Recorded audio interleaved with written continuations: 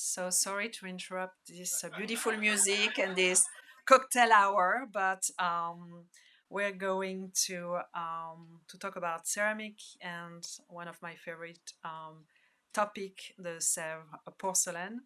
So I am Charlotte Vignon, former director of the Sèvres Museum and co-curator of the exhibition Sèvres Extraordinaire Sculpture from 1740 until today, organized by the Bard Graduate Center in collaboration with the Sèvres Museum. With this exhibition, we aim to tell the extraordinary story of this extraordinary institution, the Sèvres Manufactory, through a lesser known aspect of its production, sculpture, highlighting the important role of artist, designer, and architect who contributed to the manufacturer's success over the past 290 years. Here, the sculpture is used in its broadest sense to include remarkable three-dimensional objects, centerpieces for dining table, inkstand, sugar bowl, even a smoking set, rare bowls. Whether functional, decorative, or simply objet d'art, this sculpture, ranging from 1740 until today, showcased along numerous drawings, a few rare terracotta models and plaster models, treasure from the Sèvres archives. All of these pieces tell this remarkable story of this enterprise that has successfully reinvent itself over time while maintaining high standard of quality, innovation, and creativity. No work better embodies the spirit of creativity, innovation, and scientific research of the Sèvres Manufactory than those made by Kristin McKirdy during a 4 year residency at the Sèvres Manufactory. Born in Toronto, Kristin discovered ceramic at a very young age, in her teens, in France, and has never stopped working with that medium ever since. A ceramist and art historian, she earned a master's degree in art history and archaeology at the Sorbonne University, focusing on the history of ceramic, and a MFA from the University of California, Los Angeles, UCLA. There, she expanded her ceramic expertise through work with American artist Adrienne Sachs, who also collaborated with the manufactory, the Sèvres Manufactory. Kristin had her own residency at Sèvres from 2008 until 2012. There, she created a dozen pieces in Sèvres porcelain that showcase her love for textures, colors, and materials, while also honoring the history and heritage of Sèvres. She drew inspiration from the collection of the Sèvres Museum and relies on the expertise of various workshops at the manufactory for multiple sources of inspiration and creation. In 2012, an exhibition dedicated to her work at Sèvres aimed to showcase 20 years of McKirdy's creations and richness and originality, as well as her research and working on the medium of ceramic. A renowned ceramist, Kristin McKirdy has exhibited in numerous galleries in Paris and Brussels. In 2009, she was celebrated as an outstanding talent by the Prize for the L'Intelligence de la Main, the Intelligence of the Hand, awarded by the Fondation Bettencourt. Her exceptional talent also drew the attention of the French Minister of Culture, who named her a Chevalier de l'Ordre des Arts et des Lettres. She currently resides in France, and she continued to make ceramic for our own pleasure. So welcome, please join me to welcome Kristin McKirdy.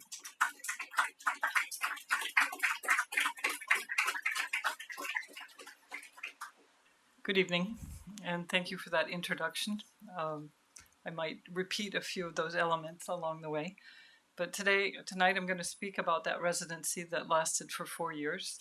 I was initially invited for a 1-year residency, but due to the fact that many projects were accepted and developed, it stretched out over a 4-year period. And this was a very, very exciting and enriching experience for an artist. And during that time, I produced 7 limited edition pieces and 9 one-of-a-kind pieces that I will share with you tonight. I wanted to introduce the various projects in sort of chronological order and also give you the background to the making of these pieces and the technical aperçu of what these mean, because it's hard to imagine that. The Sèvres Manufacture is a national institution founded by Louis XV in the 18th century, mid-18th century. The complex where the manufacture is today sits on 13 acres of land, where there are some 30 buildings that house all the craftsmen and experts involved in the making of a piece of Sèvres porcelain, and that is a lot of experts, I can tell you. There are also a storage facility for all the pieces that have been made there in the past, not the pieces, but the models, and an extensive archive. And the National Ceramic Museum that was founded in the 19th century also sits on site. So for someone working there, it's just a dream come true. Sèvres is an absolutely magical place that appears to be a place out of time. They still use techniques in Sèvres today that are the same as they used in the 18th century. So all of the raw materials are imported on site, and glazes, clays, pigments are mixed on site, melted down in crucibles, crushed up. I mean, it's really quite impressive. They even make all of their tools on site. So when you're there, you feel like you're in a time warp and that you are in another century, and it's visually very, very exciting. And I wanted to show you just a few pictures that show just the everyday beauty that surrounds you when you're in Sèvres. This is just a snapshot of a sculptor's studio where he's touching up a piece of porcelain in the raw state, a hard paste porcelain that's going to be touched up before going into the bisque firing. Now you can recognize that it's a hard paste porcelain because it's tinted blue. They differentiate the different porcelains with different colors so they don't mix them up and have disasters in the kiln. This is just a snippet of a shot from the storage area. So it's filled with all the models that have ever been produced in Sèvres of sculpture. And for an artist to walk into there and look around just seems like a good dream. Yeah. In another section of that same storage is all the models for the dinnerware services that have been produced in Sèvres over the years.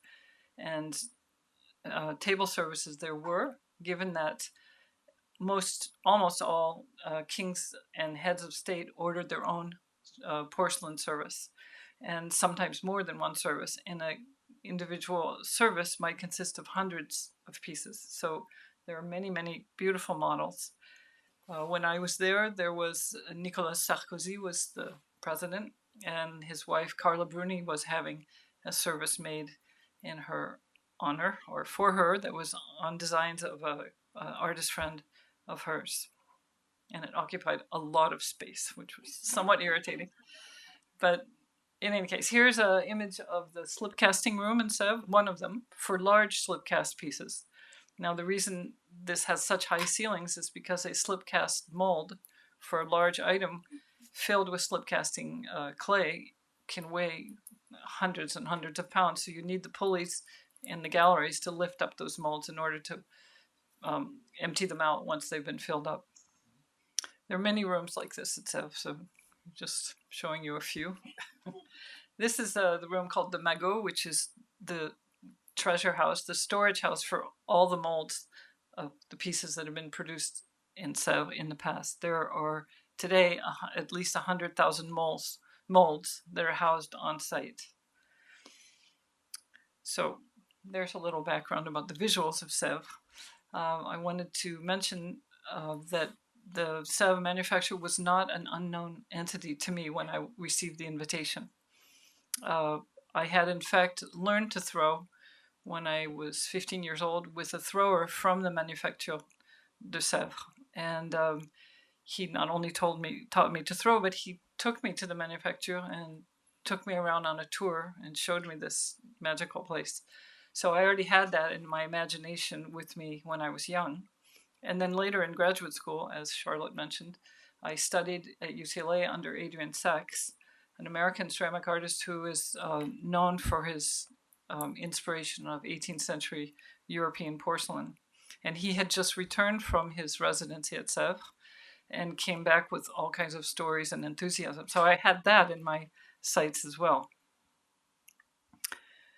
But there's another element, yet another connection I had to Sèvres, is that I have a background in art history and archaeology. And in the course of my graduate studies, I focused on a study of archaeology that focused on objects and the study of objects that bore witness to certain social and political entities and realities. And I was very interested in studying objects that could bear witness to this kind of information, and also objects that would attest to a sort of European appropriation of foreign styles and a European interpretation of exotic cultures in the 18th and 19th centuries, in the beginnings of those days when people were discovering those ancient cultures. So I had my sights set on Sèvres for all the weird objects that came out of the manufacture, and this is one of them. And this is in the show tonight. So this, as you probably learned today, is a breast cup made in 1787. It's inspired in and of itself by a breast cup from the Greek tradition called a mastos cup. And it was made for Marie Antoinette's use at her dairy farm in Rambouillet that Louis XVI built for her so that she would enjoy herself while he was hunting. And in that dairy farm, Marie Antoinette entertained in very lavish style her friends, where they drank milk out of cups and ate goodies from the dairy. So that's a very bizarre object. And here from the same service, which is from the service from Rambouillet, is a cup and saucer that are completely appropriated from Etruscan shapes. And yet they changed the palette of the colors in the classical tradition to pastel colors to suit the neoclassical tastes of the time. And each item of this service was painted with an image of some breed of goat or cow. So I found it super interesting, and for all those reasons, and its excessiveness and all that. And just two more examples of what I thought was so strange and interesting at the time. This is a cup that was made under Napoleon when the manufacturer became an imperial manufacturer. And you see a very European interpretation of Egyptian motifs and iconography on a very European teacup and saucer. And they were obviously images that were inspired by Napoleon's Egyptian campaign. And this figure actually echoes one of the pieces that you see in the show today. This is an Egyptian figure, one of two, that were part of a surtout de table, a centerpiece arrangement that was enormous, like the one you see in the show, that was based on this service, this centerpiece installation. And it framed a large architectural installation. And it, for me, revealed also a very Western vision and interpretation of what an Egyptian or a foreign person might look like. And it's the same when they discovered archaeology in the 18th century. All the drawings seemed like buildings in Europe. You know, they twisted their vision. So I was interested in Sèvres for all of those reasons in the past. And suddenly I was there. I arrived in 2008. I was given a workshop on the ground floor with an apartment upstairs, and absolute carte blanche to do whatever I wanted to do and use whatever facilities were available on site. So that was a lot of possibilities, and I felt really like a child in a candy store, like, wow, what can I do? And I went around to all these various studios looking for things, but it was a daunting challenge, but it was daunting for another reason, in that because of my exposure to the Manufacture on the Artist Residency program through Adrian Sachs, I had gone often to their gallery in Paris and looked at everything that came out of this residency. And as a ceramic artist, I was very critical of everything. I was like, he didn't really use the ceramics in the right way, or didn't really understand porcelain. So I had had a very critical eye on all of this. And suddenly there I was in the hot spot, and it was on me to produce something interesting. So once I got over my paralysis, I hit the archives, and I went through them and looked at everything that had been done, both past and present, in the museums, in the archives, and the examples of work that I could find. When the Sèvres manufacture was founded, you have to be known that porcelain was a very exotic and rare material that was being imported from Asia. It was so admired and coveted that it was referred to as white gold. And it became, in Europe, a symbol of status and wealth in the European courts. So rulers across Europe had founded porcelain factories and were trying to imitate hard-paste porcelain. And Louis XV wanted his own manufacture so that he could make elaborate gifts and boast his wealth and power to his friends and enemies. So these two vases here that are called elephant vases are somewhat typical of the first works that came out of the manufacture. They're decorated with Chinese-inspired decoration, chinoiserie, and they're made in the early soft paste porcelain that was produced in the early days. So with all this background in mind about what Sèvres porcelain was at the outset, I decided for my first project that I wanted to make a piece that spoke of what I felt was the essence of Sèvres porcelain, which is prestige and power. Not of Sèvres porcelain, but the essence of a piece of Sèvres porcelain, which was the manifestation of power and prestige. So to do that, I chose to work on the still life format. The still life format is a format that I've used extensively in my own personal work, and where I use the format of the bowl, but I also use the associated theme of vanitas, where you have an opposition between trivial pursuits of mankind in the face of their definite mortality. So there's this opposition of life-death, and I had created large compositions that were filled with seeds and bones and fruit and candies or goodies to express themes related to desire, greed, and temptation. So having done this already in my own work, I wanted to do that, but a Sèvres version of all those things. So I created the piece that you see in the exhibition next door. I wanted to create an oversized still life and a Sèvres version of it. So it was oversized, it was a footed bowl, and the candies became gemstones and gold nuggets, which showed a lot of power and wealth. I also was referencing the surtout de table, the centerpieces that you see in the exhibit next door, as a format, that these large, oversized bowls could sit in a centerpiece and garnish banquet tables of the time. So that's a historical reference. I'd like to share with you a little bit of the process of what happens to make a piece like that.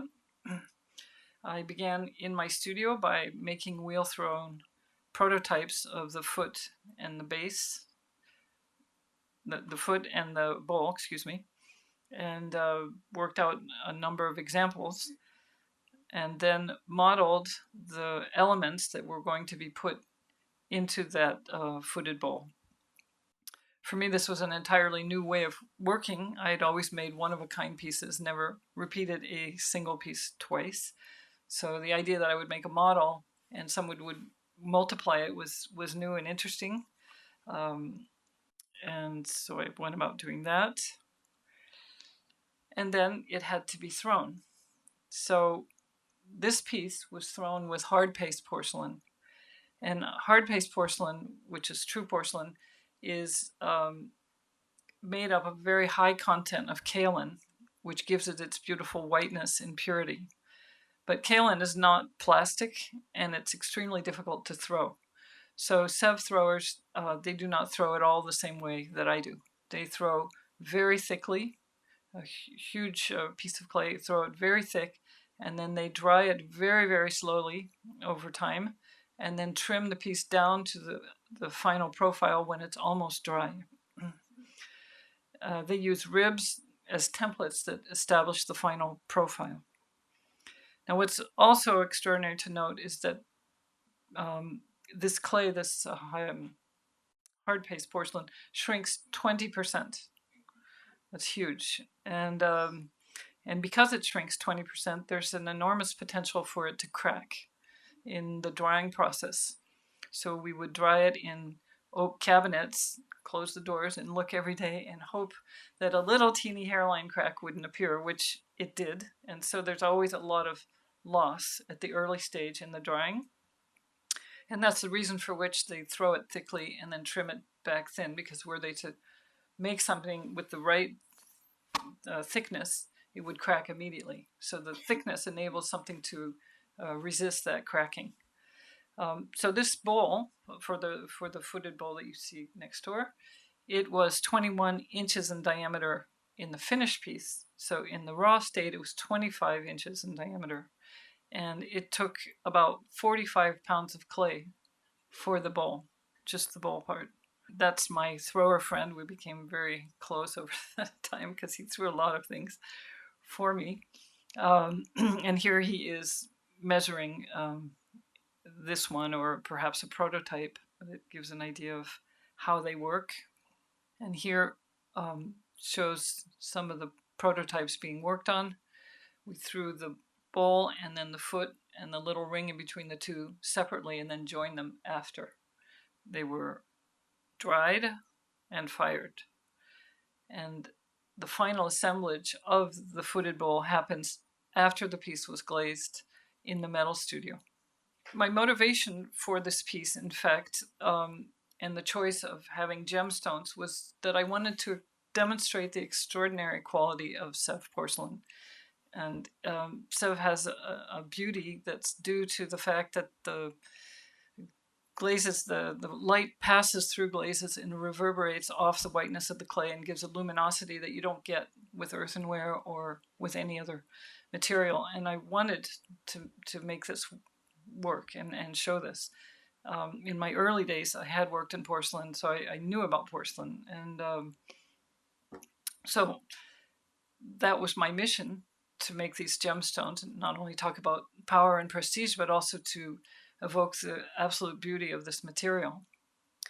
However, when I went to explore the glaze room and all the incredible glazes that Sèvres had to offer, I was surprised to find that there was very few glazes that had this quality. They had crystalline glazes and opaque glazes and strange glazes and a treasure chest, but not the thing that I wanted. So I was introduced to a woman called Agnes, who's here, and she was a painter at Sèvres, and she happened to have a passion for high fire glazes herself.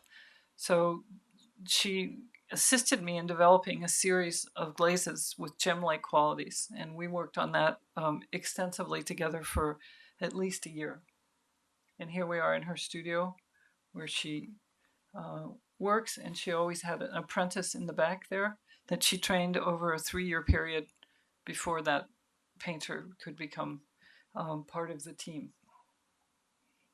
And here's the piece that you saw next door. We developed a palette of blues and greens for the gemstones. And the other pieces are glazed in or covered in a gold luster, which was then burnished to a matte finish. And the white elements were made in soft paste porcelain. The choice for soft paste was that it has the most beautiful velvety whites.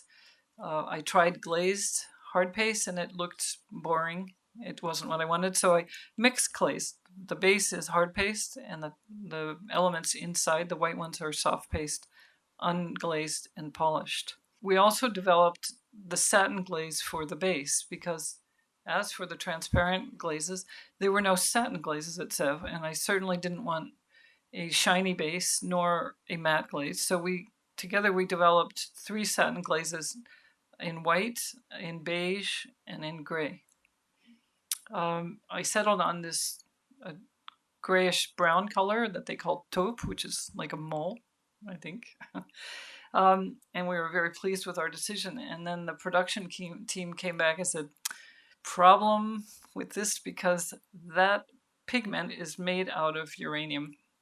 So, oh, it's like, oh, so you're gonna have to. So we had to go back to the drawing board and reformulate it without the uranium, so that it is not radioactive. The one next door, and here's a detail that really shows you the qualities that I was looking to achieve in the green, emerald green, and sapphire blue, and they didn't have a real red in Sèvres, so I settled for a coral. This footed bowl has ended up as an edition of 8 pieces, a limited edition of 8 pieces. It has 32 hard paste color elements and 34 soft paste porcelain organic shapes. And the gold elements are covered in 24 karat gold. They're covered in this luster in the Gold Studio, and I would like to just mention the Gold Studio. The Gold Studio has ingots that are brought to Sèvres that are melted down and then ground up in some powder form with a medium and turned into a gold luster. They're painted on, fired, and then they come out matte, and they will be burnished with a stone, an agate stone, to a matte finish, a satin finish, or a shiny finish. So the gold in and of itself is a whole art and has specialized craftsmen.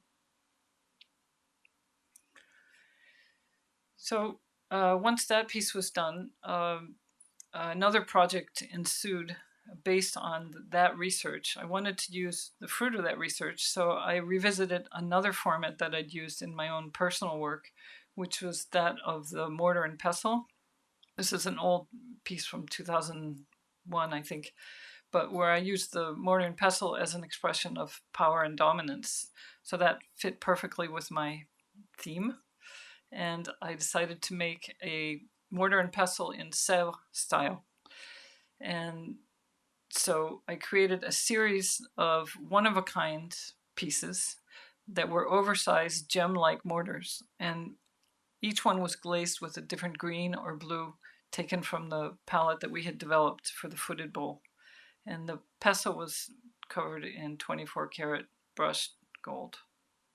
Now, to make those pieces, I had to start with an absolutely beautiful bowl, and it was really hard to attack it and, take something away from this beautiful piece, but I had to. So I carved and faceted this piece or these pieces, which took hours and hours of work, but hours and hours I had because I was living at Sèvres, and at 5 o'clock or so, everybody went home and then closed the door, and I was alone in this ginormous manufacturer by myself. And for some reason of the time, I didn't have internet, so I spent a lot of night hours working in these vast rooms by myself, hoping that no ghosts would appear.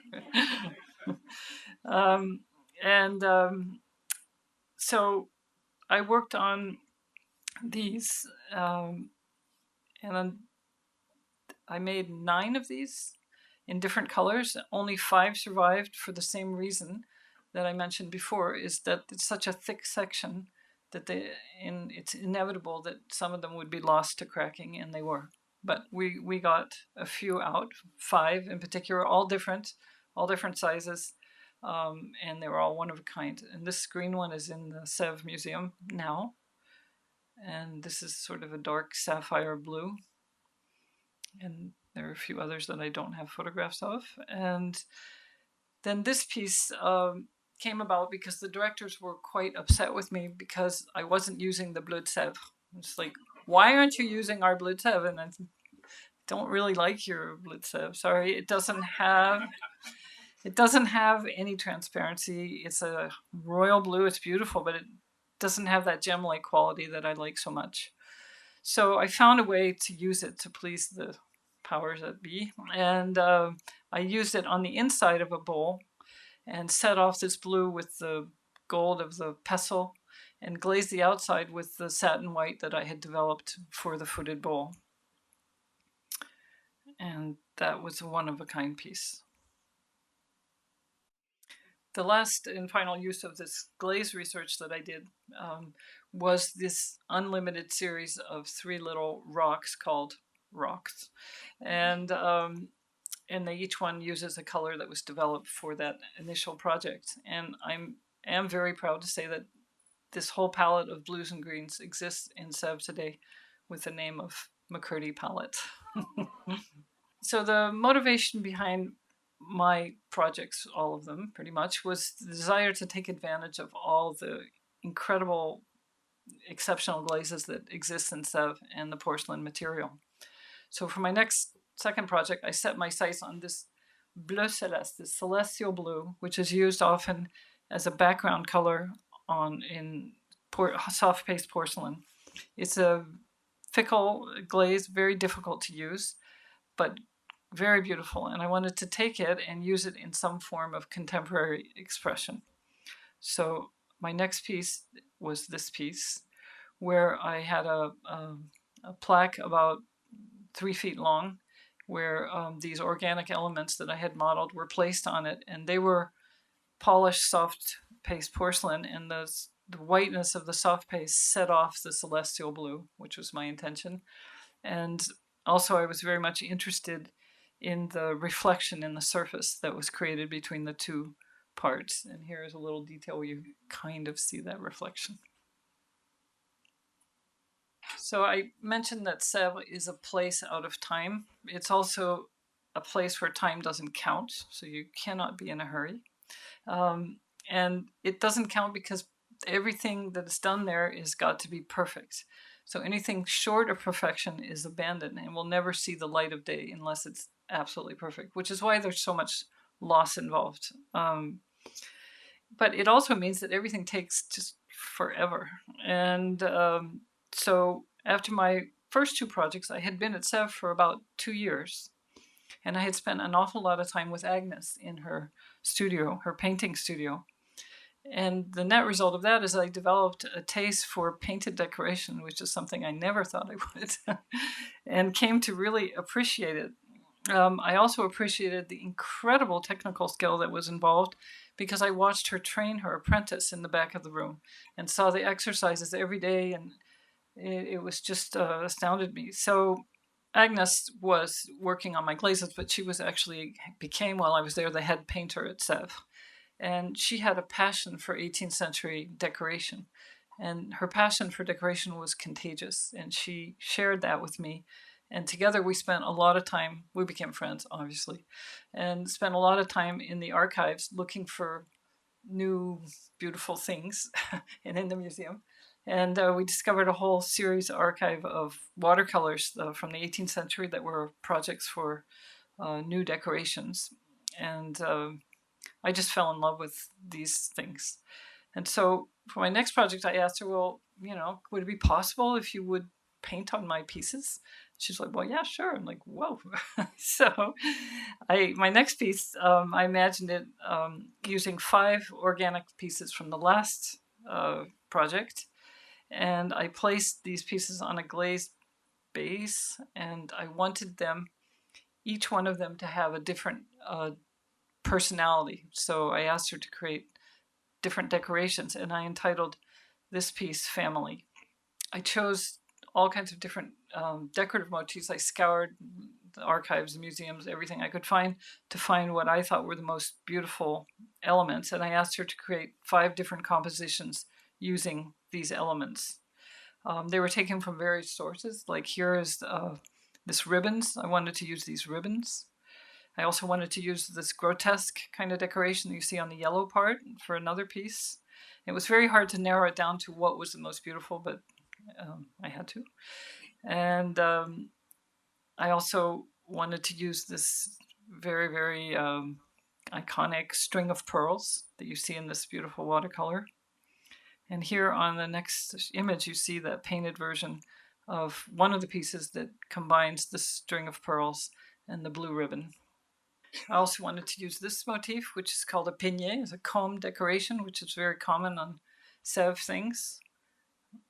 And here you see in the gold studio, my piece waiting to get its golden color on it, painted on it, with the peignet decoration, and plates also waiting with the same peignet motif on it.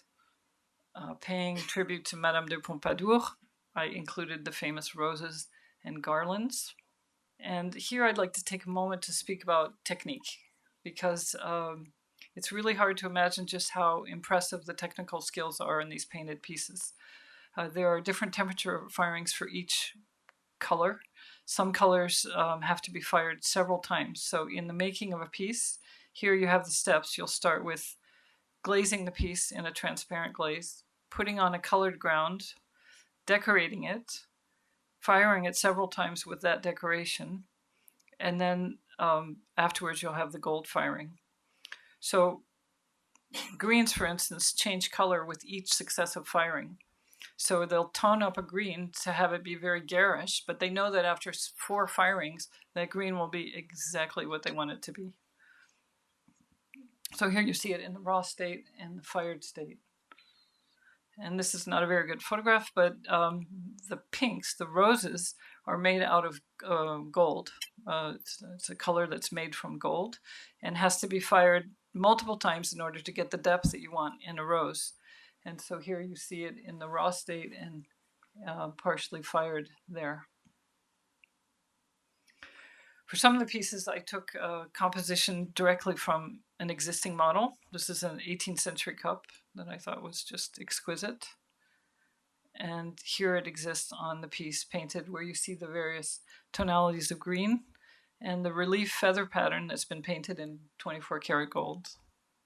I also took this cup and saucer just as a whole and put it on this centerpiece there. You can see it adapted, a little bit lightened up, but still. And here is a detail of the final piece, one big happy family. And here is another view, and I would like to talk about the color of the base. I chose what I thought was the most beautiful gray I could find, and then it turns out that pigment was made from platinum. So again, I was asked, can you find a different gray?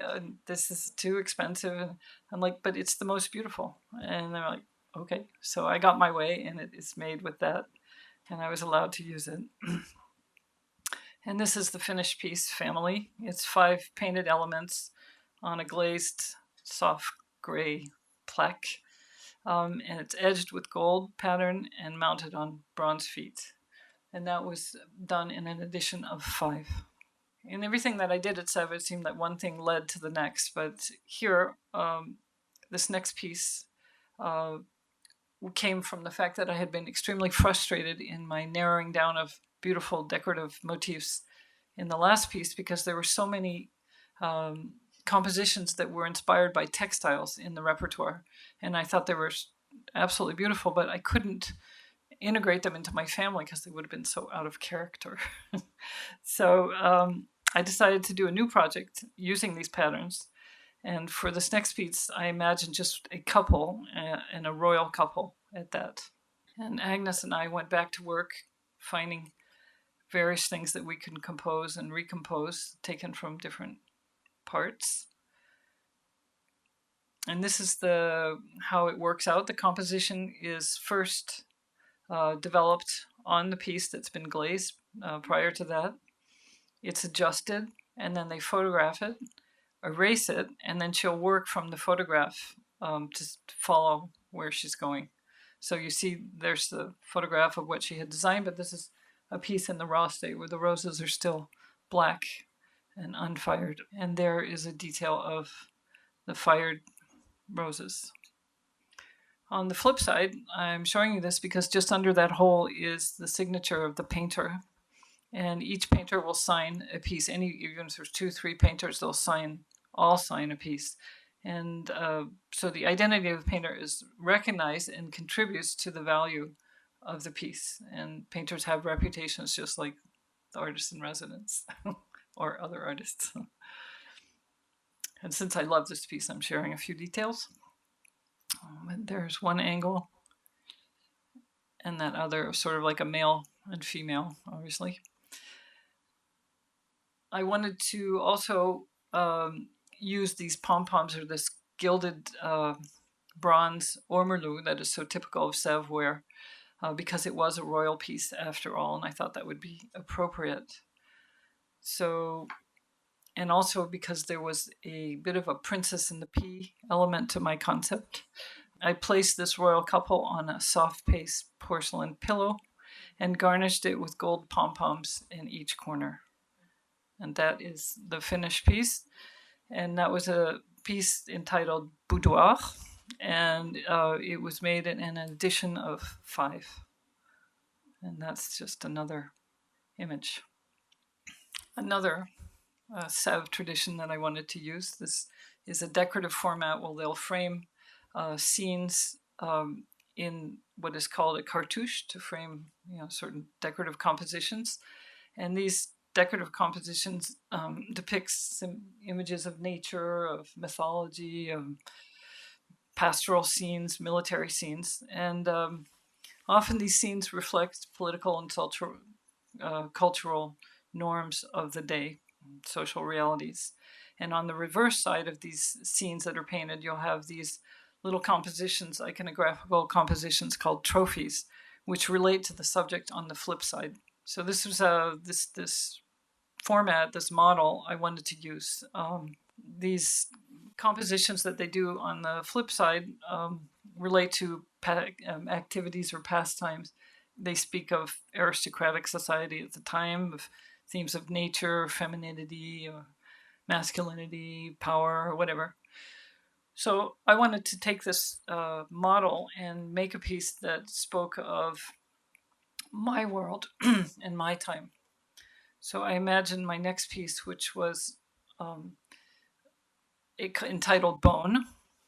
I created a bone-like form in clay, and this bone-like form is actually a recurrent form in my own repertoire. And it, in my imagination as an artist, it's somewhere between a seed, a dog bone, and a relic. And so my underlying concept for this piece was a tribute to our threatened nature. In terms of the process, the piece was modeled from clay. A plaster mold was made of the model. A plaster mold was made from the model, and then it was cast in soft paste porcelain in 2 parts, because you cannot fire anything on a rounded surface in porcelain. It would come out flat. So it always has to be fired on the flat side. And then those 2 parts were joined in the final version with a bronze bow.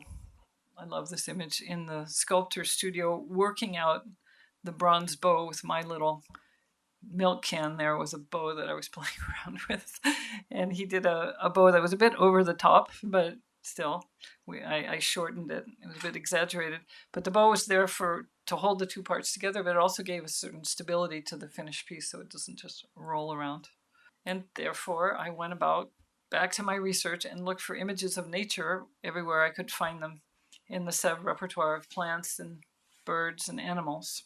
I think it's interesting to mention the technique, but what goes on in a piece like this, the 2 parts were glazed with transparent, they were fired, they were painted with a background color, fired again, then painted with decorative motifs, fired several times, then gilded, and then fired, and then fitted with a bow. So one piece can go through, this is why it took forever. And here are some of the watercolor compositions that we worked out together. I had birds, all things that I found in the Sèvres repertoire somewhere. Butterflies, I found a porcupine, I found a bird's nest, but the bees I had to invent. And the bees were of utmost importance, obviously, and I had to invent them myself. And at first the painter made these giant bees. I was like, no, don't do that. So she scaled them down, and they're still a little bit scary, but they're in there. And here is Agnes and I working on the compositions together, and then me working on the layout of those cartouches on the bone itself before painting. And I would like to share just a few details of the piece. This nest was something I found somewhere on a piece in Sèvres. I thought it was great, so I just stole it, and we repurposed it in a different way on that cartouche. And here is Agnes's painting station, where she's painting that cartouche in her studio.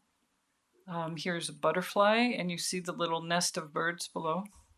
Here on this piece, which is a similar piece here in the show, I believe. Or at least I saw one in the Met yesterday. I stole this rotting log at the bottom because I thought that was very appropriate with my theme, and placed it under the porcupine there, which I had found somewhere in the repertoire. And there are my scary bees. And when all the painting was finished and done, then we headed to the bronze studio and mounted the bronze bow in that workshop. And the bronze then was covered in a gold patina. And that is the final piece of the piece bone. It is, for me, a ode to threatened nature. It's a sort of a reliquary. But on a positive note, it's also a celebration of nature. It's a present. It's a positive and negative thing, after all. And this is the backside of the bone. With the bow before it received its gilding, we had thought we would choose this patina, but we changed our mind. And this piece was put into a production of 3 only. It's a limited edition of 3. The last piece that I made that was put into edition was inspired by tobacco and snuff boxes. I had long been intrigued, and this goes back to my art history days, about snuff boxes and their shape and their imagery.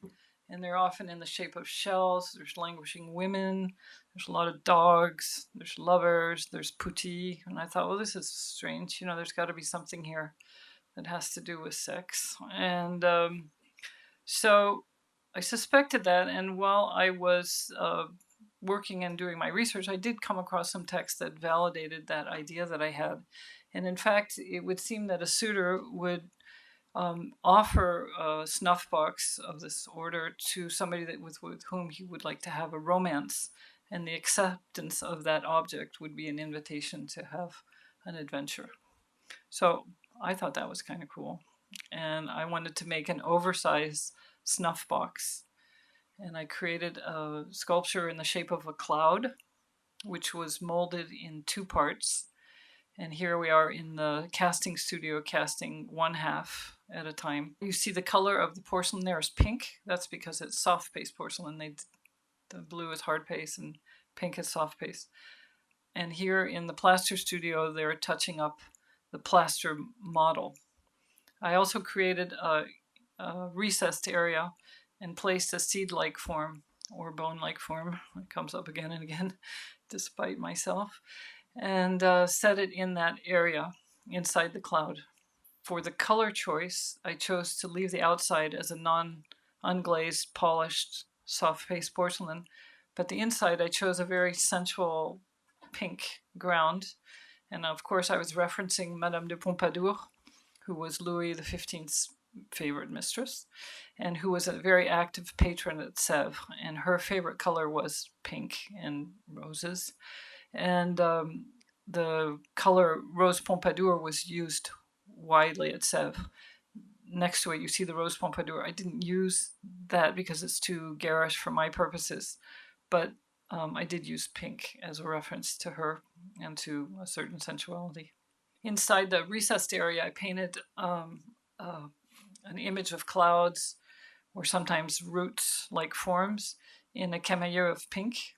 And this color pink is in fact also made out of gold, so it has an image of value and preciousness in the Sèvres repertoire. And here is the piece finished before being mounted, but you can see that the 2 parts were trimmed then with a gold pattern, which is called wolf's teeth, dents de loup, which is a very common edging in Sèvres porcelain, and it differentiates the 2 halves. And here is the closed box. This piece is entitled in Sèvres coffre, which in English is hard to, it's like a chest. So be it chest or snuff box, but in any case, that's what it looks like closed. It has a bronze fixtures and a bronze clasp. And here it is in the open version. And the seed sits in the recessed area. And what I enjoy is the play of reflection of that white seed onto the shiny glaze. And it's something that I use often in my own work. So there I had finished the pieces that went into limited edition, but at this point, more than 3 years had gone by, and I wanted to make one final sort of grandiose project.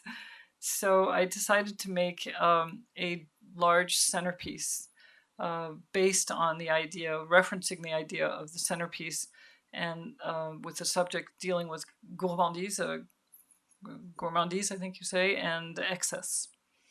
So I made all kinds of drawings of bottles and vases, ewers, wine carafes, martini glasses, martini, measuring cup, and a footed bowl that was garnished with candies and pastries. And I sketched out each form and sat by the thrower for the throwing and the trimming of the entire installation. And this was a very unusual way of working at Sèvres, because he had never worked without a drawing and a rib and a profile. So it was an adventure for the both of us, but because of that, obviously took a lot of time. And here he is, we're looking at following my directions on the way that piece should go. And in the next image, we're checking on the dryness of a vase, and there you get, or a bottle, and you get an idea of just how thickly something is thrown. And here are the cabinets, the oak cabinets, where the pieces are dried very, very slowly, and hoping that it won't crack. So we worked on this piece for about 6 months. Of course, we lost things, but we did manage to get it through. And here is the thrower, Patrick, who is trimming a bottle. And like I said, they trim almost dry. And here are the forms drying in the throwing studio. And you'll see the bluish tint. As the piece dries, it disappears and becomes white. And here we are nervously trying to establish whether the cup goes well with the bottom of the wine goblet. It's interesting to note that a wine cup like that, the top piece would be thrown solid and then trimmed back to paper thin. So it was scary. And here the pieces are unglazed on the shelf. And again, I reverted back to my early research on satin glazes for the first piece, and made use of the whole gamut of gray glazes that we had worked on in the beginning. These are the candies that I modeled to be put into the footed bowl, and some glaze tests where I wanted this time to work on glazes that had pastel shades. And here's the final piece. It's about almost 6 feet long, wide. It's hard paste porcelain, and it obviously was one of a kind. After working on all those things, I had leftovers, and of course you don't want to waste leftovers. So I took my leftover candies and pastries that had been made in soft paste porcelain, and I went back with great pleasure to use this incredible glaze they had at Sèvres called Lapis Bleu. And this was a one-off piece where I placed these pastries on this Lapis Bleu plaque and mounted it on bronze feet. And again, it's the same play of the reflection of pieces in a glaze and how the white offsets the incredible intensity of the blue. When I got to Sèvres, I was informed in no uncertain terms that nobody could throw porcelain at Sèvres except them. Well, I didn't really believe them and didn't want to believe it. And I spent a lot of my late night hours throwing things. Of course, it was very difficult, and it was not at all easy, but I did throw things, and mostly I threw things that I would use as glaze tests along the way. And I threw a lot of candies and forms like that became accumulated in my studio. So I decided to take all of those, use them, and use the viable glaze tests that I had. And I created this piece here, which is called pièce montée, which is a reference to a type of pastry, of cream puff pastry mountain that's used in French society for grand events like baptisms and weddings and things like that. I thought it was a very upper class image. So I did that, and all these things were put together with metal parts, and there was sort of a brass carpet underneath all this that you don't see. In fact, the real version is much more beautiful than this, but this was done for the photograph for the book. It had to be delivered on time. And so we drilled holes just guessing. And I think I've never been so nervous in my life that it would all just come crashing down. But the final version is very artfully put together. And unfortunately, I don't have a picture of it because it's sold. And I don't know where who has it. So, as Charlotte mentions, I was so fortunate that at the end of my residence, they offered me a museum show to show all of the work that I had created while I was in residence at Sèvres. But they also offered me a survey show of 20 years of my own personal work. So on the ground floor, I had several rooms where I showed 20 years of my personal work. And upstairs in the 18th century wing, we presented all the pieces that were made for edition in the upstairs 18th century room. And this is the pieces all laid out there. The one-of-a-kind pieces were showed in a different location in the gallery in Paris. And that is the end of my presentation.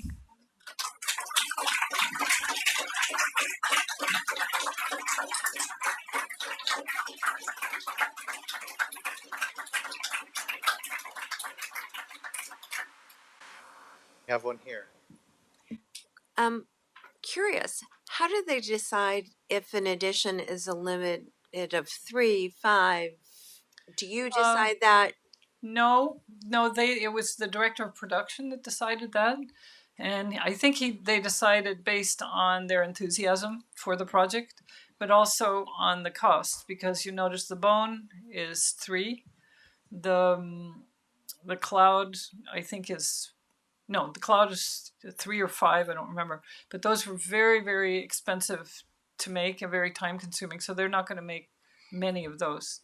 Whereas the first few were 8, but I think they were also very enthusiastic in the beginning. And towards the end, they're like, she's going to be here forever, if you know where you go. So, but it had to do with that. The cost of production is enormous also. So they look at it also from a commercial standpoint, like how much can we sell these things at this price, But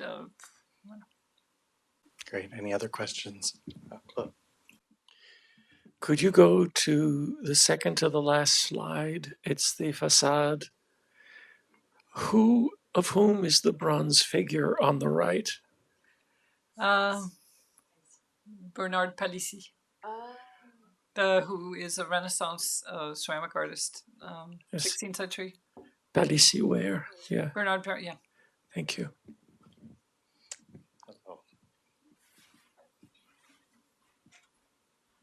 Hi, I love this.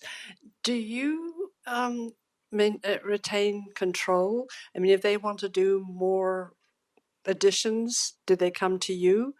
You mean editions of these? Of what you created? No, I think they cannot. It's a signed contract and it's a limited edition. So Okay. for the piece that's in the show here, that was an edition of 8.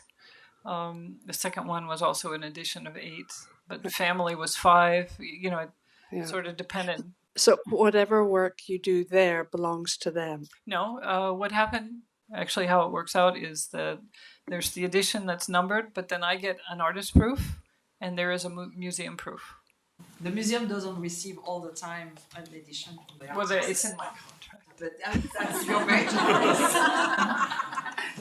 But it's depend of the contracts. Yeah. The contracts and the I was artists lucky and to be the- there when everybody was really optimistic. So in an edition of 3 would be 5, really. 1 for you, the proof, 1 for the museum, and then the edition of 3. Mm-hmm. And unlike other places then that might then break that mold, there'll be no more. They keep every mold. Do they keep all of yours in their Well, archive? I don't know if they would keep it probably for historical reasons, but the bone, the third one hasn't been made yet, I don't think. Some of them, because they get backed up. I mean, it takes so incredibly long, so they maybe they made the third, but I don't have my bone yet. So. We have a question right here. Hi. I'm curious because I presume there was some sort of I don't want to say contest, but some sort of an event that you had to apply for this kind of. No. No? No, I was very fortunate. I actually never in my wildest dreams thought that I would be invited there. And I was in the opening of my own show one evening, and the directors came to me and said, "We just love your work. We'd like to invite you to be an artist in residence at Sèvres." I'm like, "Oh, give me another drink." But then I actually sat on that for a long time, and my husband said, "Aren't you going to call them?" Because I was waiting for them to call me. And I called them back, and they said, "Come tomorrow." So but it really fell from the sky for me, and it was a response to their enthusiasm to my show. That was great. I have another just one question. At the end, the cloud box, how big was it? It's about, I'd say, 2 feet wide. And the width, is that 2 feet? Yeah. But this way it's about 4 feet wide. It's big. It's big. I mean, you could see in one of the images there.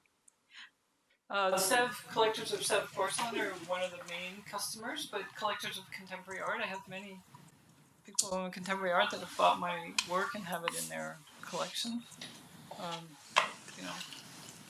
Collectors of Kristin McKirdy.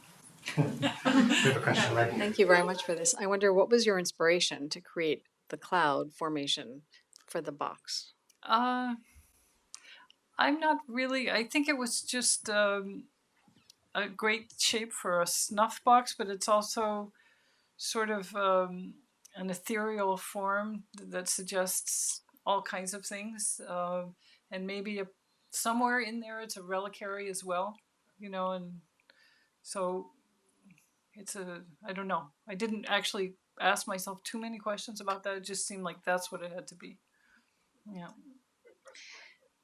Thank you, Kristin. I was wondering if you could briefly touch on your decision-making process in choosing hard and soft paste porcelains for different components of your pieces. You mentioned ones, the velvety finish of the soft paste, but I wonder if you could just speak a bit more about how you went about selecting what was the appropriate medium for the different components of your pieces.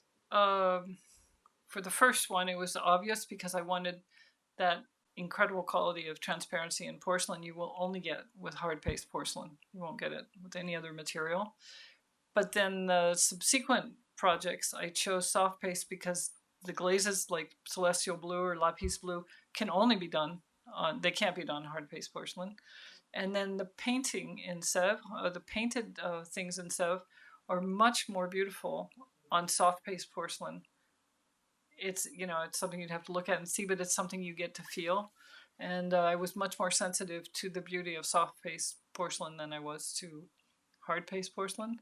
Trying to think if the mortar and pestles, they had to be hard paste because it was those glazes. So it was really a question of what glazes I wanted to use and what technique I wanted to use.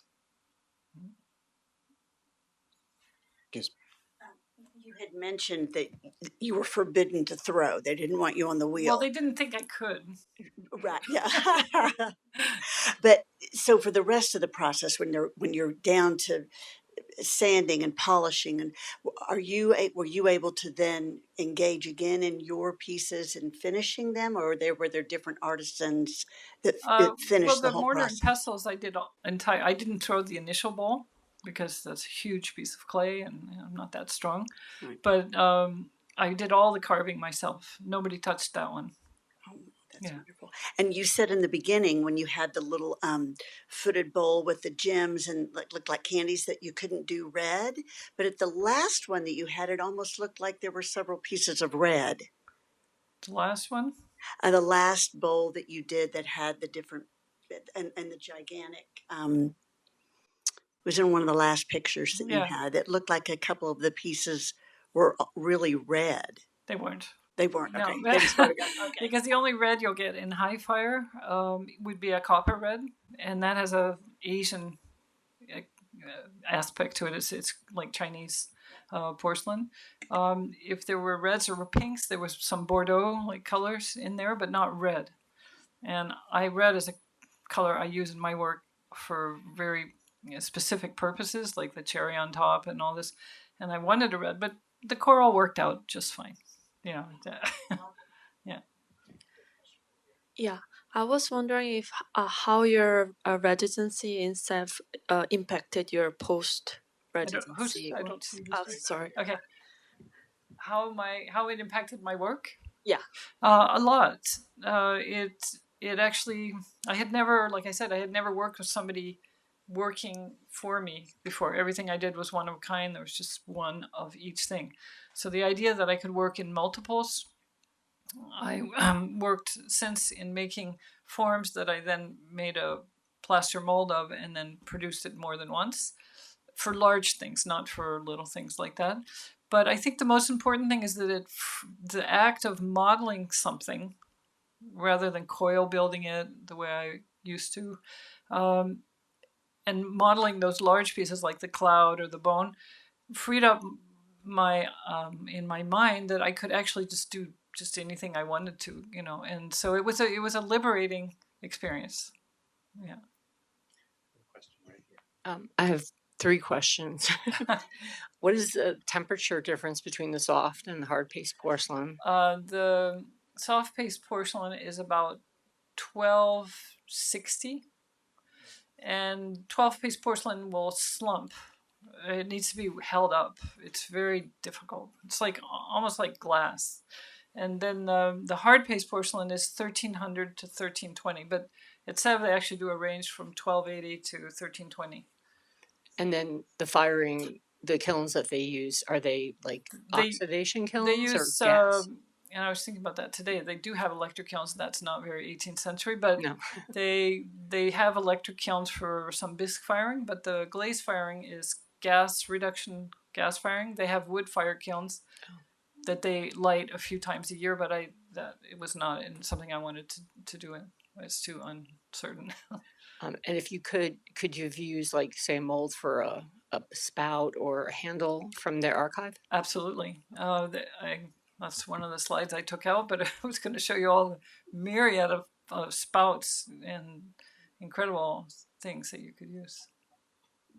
Well, I have to bring us to a close, but I do have to say that the fun doesn't have to stop, because the gallery stays open until 8 p.m. So not only can you go and continue and enjoy all of the pieces we have in this exhibition, but specifically Kristin's work.